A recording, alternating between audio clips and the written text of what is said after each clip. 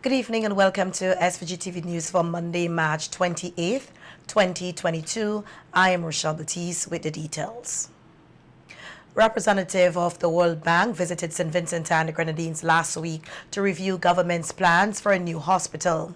The new facility is being funded by the World Bank at a cost of $55 million, and if all goes according to plan, Finance Minister Camilo Gonzalez said construction is expected to start in January 2023. Minister Gonzalez provided an update on the hospital construction project while speaking on the WFM Issues at Hand program on Sunday. He explained that all the paperwork and designs have been completed, and the recent visit by the World Bank representatives was to discuss the optimization of the hospital's operations. So they came to look at the structure, and they came to evaluate the quality of our equipment to see whether or not everything had to be, throw away everything you have and buy everything brand new. But the main reason that they were here was to evaluate how we can optimize the management of the hospital, how we can optimize the management of our healthcare sector to make sure that we're spending money efficiently, to make sure that we are billing people and collecting money in an efficient way, to make sure that the services that people most need are the services that we offer, to evaluate how many more nurses we're going to need, how many more specialist doctors we're going to need. So to make sure that we don't just open a building and then we start complaining about inefficiencies in the building, but that we open something that is optimized for operation. Minister Gonzalez said when the reports are submitted to the World Bank and monies are released, a government will post a tender notice, after which the construction work will begin. Their report on the design and the equipping and the management of our healthcare sector all go to the World Bank in July, and then we'll get the 50 million. We'll get about $50 million, $50 to $55 million released from the World Bank in the second half of the year, and then I believe as soon as that is approved officially in July, we will go out to tender. It's going to be an international tender, so you're talking about a 3-month process before you get a winning bidder. And then you're talking about another month or so for that winning bidder to mobilize, depending on where they're coming from. So, all in all, you're talking about August, September, October, November, before you can begin the construction of the hospital. So I believe in all practical senses, we can talk about beginning the hospital essentially first thing in 2023, as a brand new project for the 2023 year. The price of goods and services across St. Vincent and the Grenadines has been on an uphill climb in recent years. However, significant increases have been recorded in more recent times since the Russia-Ukraine war. As locals vent their frustration daily about the increases, Director of Consumer Affairs Clarence Harry said that the price hike is not directly of our own making, but came from a global system which we are a part of. Harry, who was at the time speaking on a television program hosted by the Agency for Public Information, detailed some of the items that are tagged as price control items and those that are not. There are two sets of prices that fall in the rubric of the demand. Those that are called price control items and those that are not price control. The non-price control items far outweigh the price control items. As a matter of fact, we have about 20 items on the price control. Rice, flour, LPG, white gas, fuel, diesel gas, lumber, cement, fishing equipment and the likes, and stuff like that. It's a very narrow basket of items. Those items are price control. What it simply means, the government legislation set the margin and markup on these prices. They don't affect the CIF. It's just the markup and the margins that the operators are allowed to add on to the products. Harry said that the increases should encourage persons to shop wisely and to get back into agriculture. Wisely, yes. By what? Because the prices, as you heard and you have seen every day, are increasing. And also it gives us a chance to get our local agriculture sector back up. As you said, those of us who have yard space, plant something here, plant something there. Let us try and feed ourselves, support local, buy local. To date, 1,269 prime grants have been dispersed to youths across St. Vincent and the Grenadines. This is according to Minister of Finance Camilla Gonzalez, who was responding to a question in Parliament last Thursday on the program status from opposition MP for East Kingston, Fitzgerald Bramble. Minister Gonzalez noted that the objective of the prime grant, which got started in 2020, is to foster entrepreneurship among the youth in SVG, and of the $13.4 million that were allocated in the budget for the program, $8.1 million have already been expended. The minister further noted that the money allocated to the program is not only for disbursement, but the operation of Prime, the implementation unit staff, and the establishment of a Prime awardee community market. Prime program expects to reach over 200 young entrepreneurs in 2020 with cash grants between $3,000 and $40,000.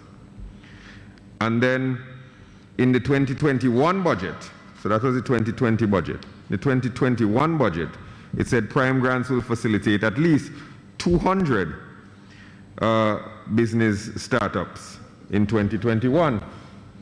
So 2020, the budget said we'll do about 200. In 2021, the budget said we'll do about 200. But the reality, given the popularity of the program, is that we have not done 400 total, but we have done almost 1,300 prime grants when we expected to do only about 400 in those 2 years. And that's a phenomenal accomplishment.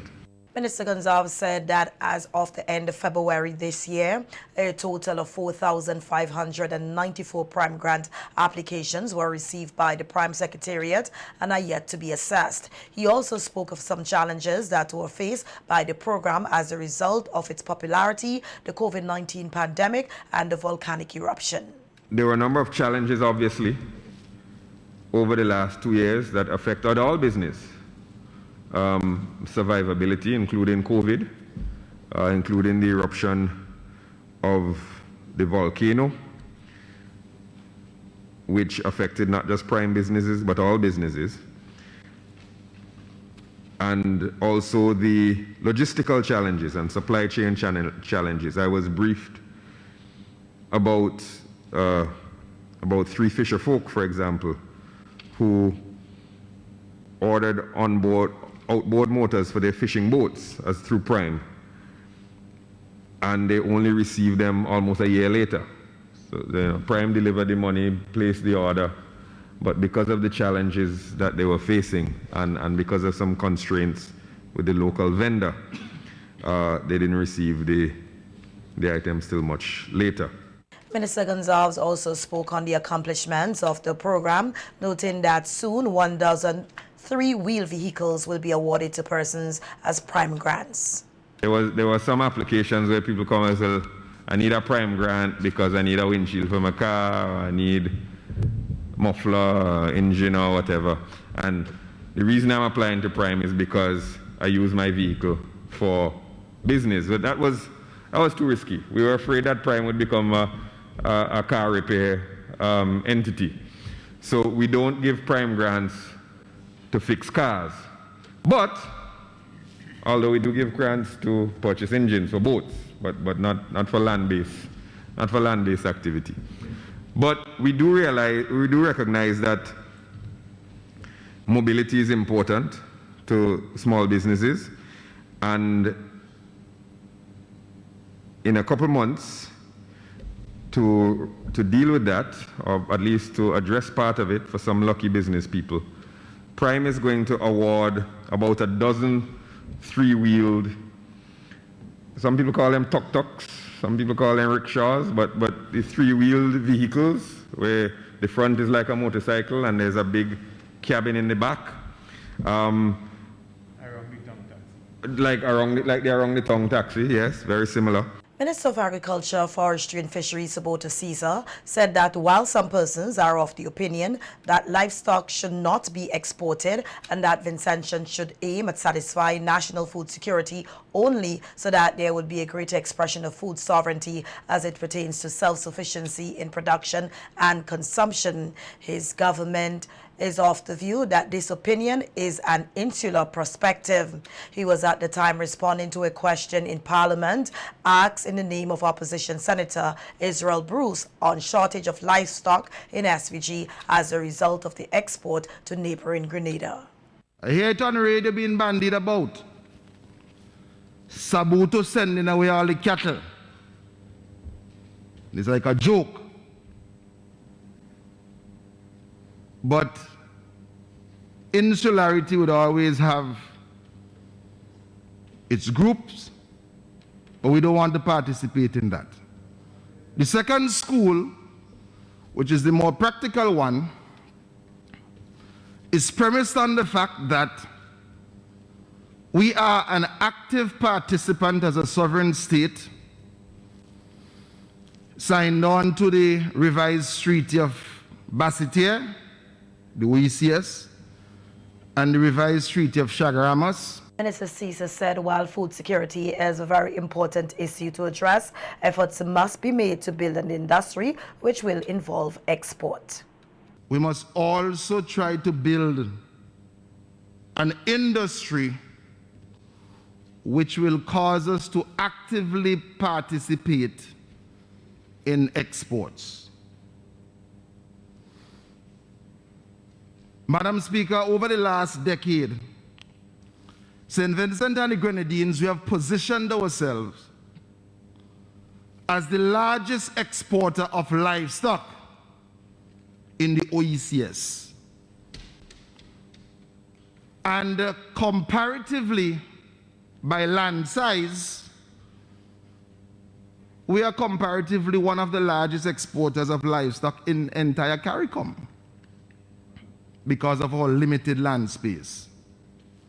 Throughout this country, there are hundreds of families who continue to benefit from selling to local butchers, and hundreds who continue to benefit from exporting livestock from St. Vincent and the Grenadines. The Agriculture Minister said a decade ago a memorandum of understanding was signed between Grenada and SVG, hence the reason for the export of livestock and other root crops, which has been profitable. The government and people of Grenada, a decade ago we signed a memorandum of understanding, and in the memorandum of understanding it detailed, Madam Speaker, and I want for persons who are listening to have an appreciation of this, that Grenada will help St. Vincent and the Grenadines to establish a cocoa, condiments and spices industry, and that in return, we will sell to them livestock, provide for them planting material for root crops, bananas and plantains. Minister Caesar further outlined the conditions that was given for the export of livestock to Grenada. Of no more than 100 heads of cattle are to be selected for export per year from 2014 onwards. 2, the production and slaughter figures must be reviewed annually to ascertain the export quota. 3, restrictions should be placed on the exportation of males younger than 2 years of age. 4, only males that are of low genetic potency or have reproductive or production issues will be available for export. 5, no productive female of breeding age should be exported. And 6, females to be sold should be those out of production or have productive or reproduction issues. And at the 37th session of the FAO Regional Conference for Latin America and the Caribbean, Minister Caesar noted that there is an urgent need for greater support to be given to small island developing states regarding innovative agriculture. The minister stated that without innovation, SIDs risk global marginalization as food producers. This, he said, will reduce the competitiveness of small producers, leading to greater social inequalities within countries. It was emphasized that the youth must be specifically targeted and the aging population of farmers in Latin America and the Caribbean must be supported through creative technology transfer platforms. The conference, which got underway today, serve as a moment in which the member states will define the regional priorities to adopt the localize the FAO Strategic Framework 2022 to 2031 to the conditions of Latin America and the Caribbean. During the regional conference, which ends on April 1st, the countries will analyze the work done by FAO in the previous 2 years in the region and agreed on recommendations for initiatives and priorities that will guide the organization's work during the 2022 to 2023 period. During the first 2 days of the conference, meetings with high-level authorities will be held, during which officials will be presenting and analyzing the main results obtained by the FAO and Latin America and the Caribbean during the 2020-2021 biennium and also highlight priorities for the next biennium. The following days are reserved for a series of ministerial meetings during which members will exchange their experiences and process these innovations that are underway in order to show how the region is overcoming the challenge of transforming our agri-food systems and the context of the reality of each country. In other news, leader of the ruling Unity Labour Party, Prime Minister Dr. Ralph Gonsalves, said the party will hold an internal election to vote for a deputy leader. His comments come as the party celebrates 21 years in government. PM Gonsalves told listeners on the WFM Issues at Hand program on Sunday that plans are being put in place for the internal election. However, he did not say when it will take place. I would reasonably expect that person who gets elected as deputy leader more than likely will have more than a toehold on the leadership when I demit, at which you would also have to have elections. All right? It's not an appointment, it's an election. And then that person will become who is elected leader when I demit to become the Prime Minister. So constitutionally, the members of the parliament, on the governing side, they're the ones who would write to the Governor General to say that I want John Brown to be the Prime Minister. The Prime Minister said he has heard the public debate about his plans to contest another general election and that his successor in the North Central Windward constituency will have his or her work cut out. The issue will arise in my own constituency. Is Ralph going to contest again? Or is Ralph not going to contest again? Well, you know, North Central is the crown jewel. And we had to make sure that somebody of real quality and real love for people succeed me in North Central as the party's candidate when we arrive at that particular point. PM Gonsalves is expected to deliver a special address to the nation later this evening, which forms part of the final virtual showcase that have been held over the last 5 days to celebrate the party's 21 years in office. With food prices being impacted globally as a result of the Russian-Ukraine conflict, Her Majesty's Presence is looking into ways to become more self-sufficient by practicing sustainable farming. Acting Superintendent of Prison Dwayne Bailey highlighted in a recent interview with the Agency for Public Information the type of crops that the inmates at the Bilal Correctional Facility have been growing. Additionally, Bailey said there is also a poultry farm that yields a good return over fresh meat for the prisoners' consumption. Crops, vegetables, root crops.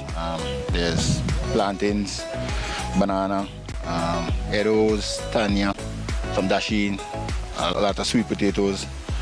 And for vegetables, we grow almost every variety of vegetables. There's tomatoes, carrots, cabbage, lettuce, beans, we grow some beet, all those kind of vegetables. We grow them on the prison farm. Well, right now we have a poultry farm, there's a pig farm, and we do small rudiments, goats, and some sheep. Those things have been very productive. And we're in a position now where we are able to kill pigs on a quarterly basis so that the inmates could get pork. Before they used to be killing a cow once a year. We're in a position now where we're able to kill twice a year so that they could get beef. Eggs, we have on a daily basis, so inmates are being provided with eggs from the farm here on a daily basis. And as you say, we're now in a position where we're able to provide both facilities, Kingston and... ASP Bailey said the goal is not only to supply the prisons with meat products and agricultural produce, but ultimately share with other government institutions. Hopefully, as the year goes along and we increase our production, we should be in a definite position where we'll be able to provide the hospital and other areas of government where they need assistance with eggs. Well, that's the goal of the Superintendent of Prisons, basically so that what we grow and cultivate on the prison farm is used primarily for the meals for the inmates, both facilities, in Bilal here and in Kingston. And the actual goal is to, when we get excess, we could pass it on to other government institutions like the hospital, schools.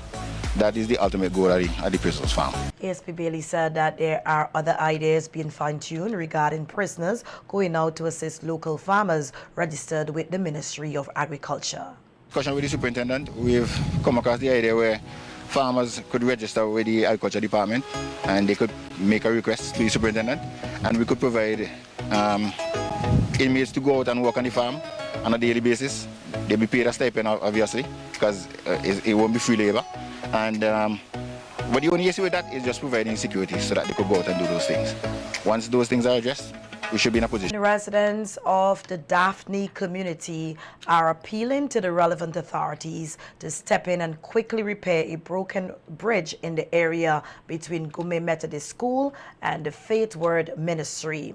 The bridge, which has been in its broken state for quite some time, has been a great cause for concern, as residents say there are many days children are seen running and playing on the edge of the bridge, which they deem as a death trap. In an interview with SVG-TV News, residents expressed the need to see the repair of the bridge treated as a matter of urgency. In Daphne and school, children is crossing the road almost every day. Every evening, right? Everyone in the evening. And towards where we say it, not right. Now we have a representative, we think it should be uplifted. And he should have done this before, right? And towards we road, you could see we're still right now, might they go? It's like a something down and staying right now into it, and stop it. And I think we need some upliftment in towards Western George and Daphne. I've been there for a long time. And then afterwards I see somebody come and cut it off. And then from after that I see nobody come, they go fix it now, nothing. They just say me. And they say a man jump over there sometime. Some tree may fall on some here go and damage some part of the bridge there, so the railing and the mash up part of the road and mash up. So most of the time the bridge you go to repair. So they want to go see about go. It will fix because children go in school and it's kind of bad for them going like to fall over. Trust me, need fixing as soon as possible. But it's dangerous for the kids and them. Like the children always be all across the running up and down. Okay, they should carry it right across. Instead of like the shot, they should carry it forward right across. But it needs fixing as soon as possible. It's dangerous for them kids, you know, because the kids always run up and down and go fall over there. On Saturday, March 26, Arnold Monroe of Daphne was left hospitalized after an unfortunate fall over the said bridge. According to reports, Monroe was at the time walking across the bridge when he stumbled and fell into the river below. He was taken to the Milton Keto Memorial Hospital for medical attention, where he's said to be still warded.